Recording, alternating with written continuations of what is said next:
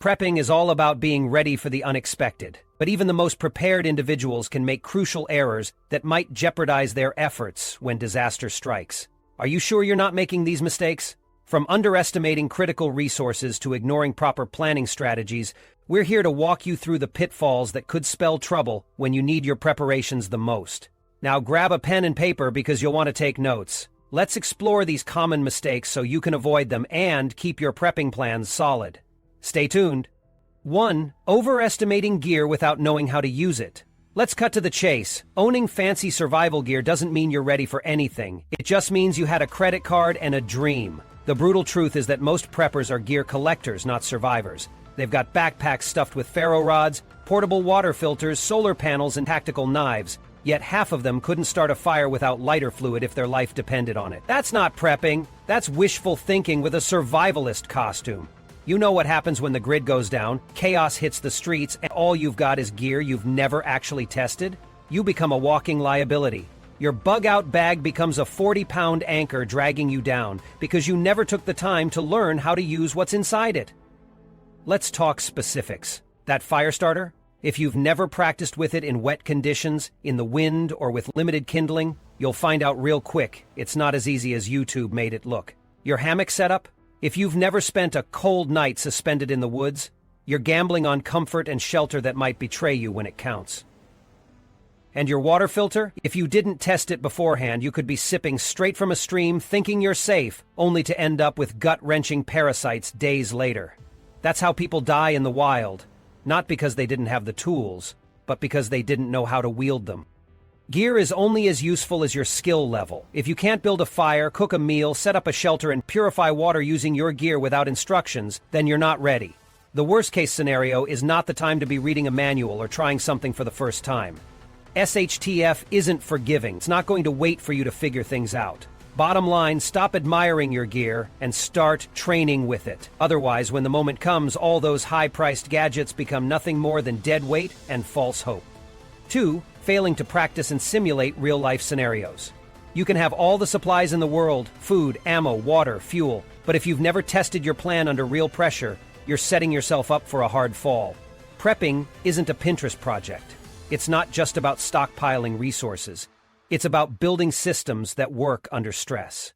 And if you haven't tested your systems in realistic simulations, you don't know jack. Too many people assume that when SHTF, they'll just figure it out. That kind of thinking gets people killed. Do you really think you're going to function like a Navy SEAL during a blackout when you've never even gone 24 hours without electricity? Have you ever tried living 3 days on your bug-in setup without access to the outside world? No grocery runs, no takeout, just what you've prepped? Here's the truth. Practice exposes weakness. It humbles you. That generator you bought? Maybe it runs out of gas faster than you expected. That stack of canned food? Maybe it's missing key nutrients or variety that leads to fatigue. That water filter? Maybe it clogs after a few uses. That toilet situation? Maybe it's a disaster. You won't know until you try it. You need to simulate a real-world crisis for at least 3 consecutive days. Shut off your power. Use only stored water. Cook only with your emergency supplies. Communicate only with your backup radios. Sleep with your alternative bedding. That's the only way to expose the cracks in your system. It's not about playing make-believe. It's about stress testing your plan before reality does. And believe me, reality has a cruel way of pointing out every oversight when it's too late to fix it. Don't wait for chaos to run your first trial run. By then, you're already behind. Prepping without practice is like loading a gun and never checking if it jams. You either find the flaws now, or they'll find you later, when you can least afford it. 3. Being a lone wolf or part of a dysfunctional group. Let's get something straight. When things fall apart, going it alone is a death sentence for most people. Hollywood might glorify the lone survivor, the rugged individualist with a backpack and a rifle, but real-world collapse doesn't care about your movie fantasies. It chews up and spits out solo operators unless they're exceptionally trained, highly mobile, and willing to live a brutally hard life. The lone wolf mentality is appealing to some preppers because they don't want to depend on others. But what they fail to realize is that no man is an island. You can't watch your own back 24/7. You can't stand guard while also sleeping. You can't handle security, foraging, water purification, cooking, and shelter maintenance all by yourself for weeks or months on end. Something will eventually break, and it'll probably be you. But don't think being in a group is automatically better. If your group is dysfunctional, disorganized, or full of people who can't pull their weight, you're not a team, you're a slow-moving disaster. Group dynamics can destroy morale faster than external threats. If you don't have trust, communication, and clearly defined roles, your group will eat itself from the inside. Ever seen a group fall apart because of one selfish, power-hungry member? It happens, and when it does, it's not just drama, it's a survival risk. Arguments over food, failed leadership, and emotional instability can lead to chaos, infighting, and even violence. That's why you don't wait until SHTF to find your tribe. You build your team now. You train together, you plan together, you learn each other's strengths and weaknesses. You build loyalty before crisis exposes cracks. Group prepping isn't about having friends who say, "I'll come to your house if things go bad." It's about building a team where everyone brings something to the table and you've already hashed out expectations before the chaos begins. If you're solo, you'd better be one of the rare few who can thrive that way. And if you're part of a group, you'd better ensure it's tight, trustworthy, and tested. Because once things go south, there's no room for ego, freeloaders, or internal betrayal. 4. Assuming you'll be home when disaster strikes.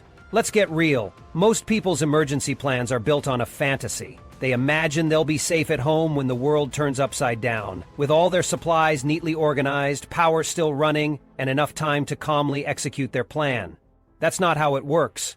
You could be at work, stuck in traffic, on a grocery run, or halfway across town. And if you haven't accounted for that, your entire prep plan is already dead in the water. Disasters don't schedule appointments. They hit when you least expect them. Fires, floods, grid failures, riots, or EMPs don't give a damn that you left your bug-out bag at home. If your plan only works when you're inside your house with your gear at arm's reach, then it's not a plan. It's wishful thinking. The solution? Build a get-home bag and keep it with you, whether it's in your car, at the office, or even in a locker at work. This isn't just a scaled-down version of your bug-out bag, it's your lifeline for those first 72 hours when you're trying to make your way back to your base of operations. It should have water, basic food, a change of clothes, first aid, a knife, flashlight, fire starter, and a map with multiple routes home. Yes, paper maps, because GPS might not be an option. Also, stop pretending that one plan is enough. Have backups. Plan B, Plan C, even Plan D. If roads are blocked, if your home is compromised, if your gear is gone, then what? Prepping isn't just about having resources. It's about being adaptable. Locking yourself into one scenario is lazy and dangerous. You need to expect the unexpected and prepare for the worst-case situation, not the most convenient one. So here's the hard truth. If your entire survival strategy depends on being home when disaster hits, you're already behind. Get a plan that works from anywhere. Because if you don't, you might never make it back.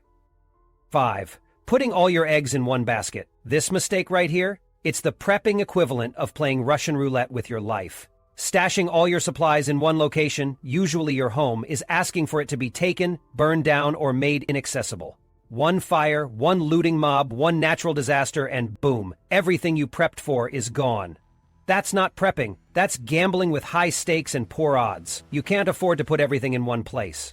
It doesn't matter how fortified your house is or how hidden your basement stockpile may be. If your only prep plan is tied to a single location, then your entire survival hinges on that place not being compromised. And if you think it can't be, you're in denial. Homes burn. Thieves break in. Authorities can seize property. Storms can wipe out entire neighborhoods. If you lose that one location, what do you have left? This is where smart preppers start using redundancy and mobility. It's not enough to have stuff. You need to have it spread out. Cache supplies in multiple locations, a friend's house, buried containers in remote areas, storage lockers, or even bug-out properties. Think of it like a financial portfolio. You wouldn't dump all your money into one stock, so why would you dump all your survival resources into one spot? And don't stop there. Backup gear, backup plans, backup routes, backup communication methods. If your radio goes out, what's your next method? If your food stash gets raided, where's your secondary supply? Prepping is about layers, not singular solutions. Here's the other thing most people ignore: mobility. If you can't leave your primary location quickly and efficiently, then you're not mobile. You're trapped. Have go bags ready, vehicles fueled, routes memorized. If you get the 3 a.m. wake-up call that it's time to move, you shouldn't need an hour to pack. You should be gone in 5 minutes. Anything less is a liability. So here's the bottom line. Don't be the fool who preps like their home is a fortress that can't fail. Prep like everything could be gone tomorrow, and have a plan to survive anyway. 6. Neglecting physical fitness. This one stings for a lot of people, but it needs to be said. If you're out of shape, you're a walking liability when SHTF. All the gear, all the supplies, all the plans, none of it matters if you can't physically perform when the pressure's on. Can't carry your bug-out bag for more than a mile? Can't sprint across rough terrain? Can't lift your body over a fence? Then you're not ready. Period. Survival is physical. It demands endurance, strength, agility, and mental resilience. You might need to run, fight, climb, hike, dig, or carry heavy loads for long distances, day after day. You may have to defend your home, carry water for miles, or bug out through the woods with nothing but your pack and your willpower. And if your body isn't conditioned for that, your chances plummet. Too many preppers think physical fitness is optional, something extra if they have time. It's not. It's fundamental. You can't outsource your physical ability. No tool, no weapon, no gear will make up for a weak, tired, sluggish body. And guess what? In high-stress scenarios, your body will burn calories faster, fatigue quicker, and recover slower. If you're already starting from a deficit, that first week of collapse might be your last. You don't need to look like a bodybuilder, but you damn well better be training. Focus on functional strength, push-ups, squats, pull-ups, core training. Add in cardio, ruck marches, running, swimming. Build up endurance, practice moving with weight on your back. Learn how to fall, how to roll, how to carry others. And don't wait until tomorrow to start. Your body is the one tool you can't replace when things go bad. The truth? If you're not physically fit, you're prepping for someone else to carry you. And in a real collapse, that person might not exist. Or worse, they might decide you're the dead weight they can't afford. 7. Not preparing for long-term collapse. Here's the cold hard truth. Most preppers are only ready for a long weekend without power. Maybe a week if they're lucky. That kind of thinking will get you killed when a real collapse happens. A full-blown, long-term breakdown of society, months or even years without reliable infrastructure, food, fuel, or law enforcement, is a different beast altogether. If your plan is built around riding out a storm for 3 days and waiting for the government to swoop in and save the day, then you're not a prepper, you're a hopeful victim. Short-term prepping is better than nothing, but it's a band-aid on a bullet wound in the face of long-term collapse. What happens when your canned food runs out? When your water filters clog? When your batteries die and your generator runs out of fuel? If you don't have a plan for sustainability, you're just delaying the inevitable. You need to start thinking in terms of self-reliance. Learn to grow your own food. That means gardening, foraging, and yes, getting your hands dirty in actual soil. Learn to fish, learn to hunt, learn how to preserve food without electricity. That includes canning, salting, smoking, and dehydrating. Stockpile seeds, not just food. Build or buy rain catchment systems, and know how to purify water without store-bought filters. And let's talk about heating. If your entire survival strategy depends on an electric heater, you're already toast when the grid fails. Get alternative heat sources. Wood-burning stoves, solar thermal setups, even rocket stoves. Learn how to build a fire without a lighter. Because when winter comes in a grid-down scenario, it's not about comfort anymore. It's about staying alive. Finally, don't underestimate the mental game. Long-term collapse isn't just physically demanding, it's psychologically brutal. Isolation, fear, boredom, loss, grief, and hopelessness will eat away at people faster than hunger. If you're not mentally prepared to face months without normalcy, without entertainment, without internet, without outside help, you'll crack. And once your mind breaks, your body follows. So here's the deal. Stop prepping for a 3-day blackout. That's rookie stuff. Prep for the long haul. Because when the collapse comes, it won't be tidy, and it sure as hell won't be quick. 8. Ignoring sanitation and hygiene. This is the one mistake most preppers conveniently ignore because it's not as flashy as guns, food, or fire starters. But let's get something straight. Bad hygiene will kill you just as fast as a bullet. In a grid-down scenario, sanitation becomes life or death. You can have a mountain of supplies, a tricked-out bug-out shelter, and the fanciest solar setup on the planet. But if you're crapping in a corner and not washing your hands, you're still a walking biohazard. People forget that before modern sanitation, diseases like cholera, dysentery, typhoid, and even plague ran rampant. Without garbage pickup, clean running water, flushing toilets, or hand soap, we go back to those dark days real quick. And if your prepping plan doesn't account for waste management, it's not a plan, it's a death sentence. So, how do you fix this? Start by creating a system for human waste. That could be a composting toilet, a DIY bucket toilet with sawdust, or digging latrine pits in a safe area away from water sources. Don't just assume you'll figure it out when the time comes. Practice it. Build it now. Know where it will go, how it'll be disposed of, and how to avoid contamination. Next, water sanitation. It's not enough to stockpile clean water. You need a plan for keeping it clean. That means water purification tabs, bleach, boiling methods, and mechanical filters. Rotate your water supplies and keep them away from light and chemicals. Contaminated water is a fast-track ticket to diarrhea, dehydration, and death. And let's not forget personal hygiene. Stockpile soap, stockpile toothpaste, wet wipes, hand sanitizer, feminine hygiene products, and basic first aid. You need to clean yourself, your clothes, and your living space regularly, even in crisis mode. Infection from a small cut, foot rot from wet shoes, or a lice outbreak from lack of washing can knock you out of commission, or worse. You might be tough, you might be armed, you might be ready, but if you're filthy, diseased, and stinking like a trash heap, you won't last long. Prepping isn't just about staying alive, it's about staying functional, and hygiene is a non-negotiable part of that. 9. Compromising operational security, OPSEC. Want to know the fastest way to make yourself a target when SHTF? Run your mouth. Tell your friends, your neighbors, your coworkers, or your social media followers all about your stash, your bug-out location, your water supply, or your firearms. Go ahead. Brag about your freeze-dried food on TikTok. Post your bug-out bag checklist on Facebook. You might as well hang a giant neon sign above your head that says, "Rob me first when things go bad." This is where most preppers go from smart to stupid real quick. Operational security is not optional. It's the invisible armor that keeps you from becoming someone else's meal ticket during chaos.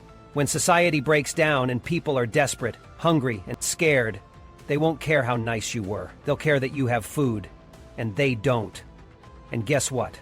The people who know what you've got, they'll come looking. Neighbors, friends, even family members. Some will ask nicely, some will demand, some will take. If word gets out that you're the guy with food, water, and guns, your home becomes the bullseye. And it won't just be one person. It'll be everyone they told, and everyone they told. So how do you lock down your OPSEC? Start by shutting your mouth. Don't talk about your preps unless it's absolutely necessary, and even then, only to those you trust with your life. Don't post your gear online. Don't bring up survival topics at work. Don't let your prepping activities be seen by nosy neighbors. Be discreet. Be boring. That doesn't mean you have to be antisocial, it means you have to be strategic. Build relationships with people who share your mindset, but don't give them full access to your playbook until they've earned it. And if you're forming a group, establish clear rules about OPSEC from day one. No bragging, no photos, no oversharing. One loose tongue can bring down the whole operation. In short, if you're not protecting your information like it's your life, then you're not prepping. You're advertising. And in a crisis, advertising gets you looted. Or worse. 10. Failing to rotate supplies. Failing to rotate your supplies is one of the costliest mistakes you can make when prepping. It's simple. If you don't stay on top of expiration dates and proper rotation, you're essentially sabotaging your own survival efforts. Supplies like MREs, canned goods, medications, and even water don't last forever.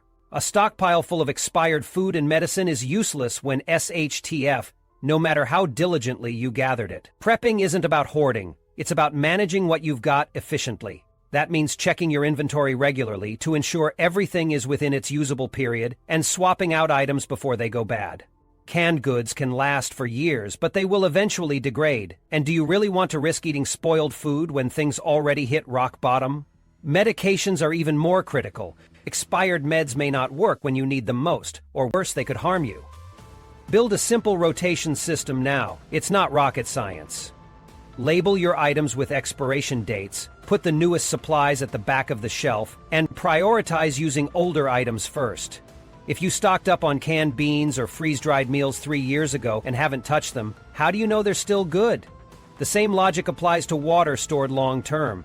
If it's been sitting in that container for years, it might be contaminated or taste terrible. Test it, replace it, and avoid nasty surprises later. Ignoring this step is pure laziness, and it's a guaranteed way to watch your effort, time, and money go to waste. Nobody plans to fail, but overlooking proper rotation is like planning to fail without realizing it. Every prepper needs to understand that consistent inventory management isn't optional, it's mandatory for survival. Survival isn't a set-it-and-forget-it scenario. You need to stay actively involved to make sure your stockpile is in peak condition. When disaster strikes, expired food and useless supplies won't cut it. Don't fall into the trap of thinking you'll deal with it later. Later might be too late. Rotate your supplies religiously, or you'll pay the price when you can't afford mistakes. Conclusion: prepping is about preparation, not procrastination. Avoiding these common mistakes, whether it's neglecting inventory management, failing to rotate supplies, or overestimating your readiness, can make the difference between survival and disaster when suffering from SHTF.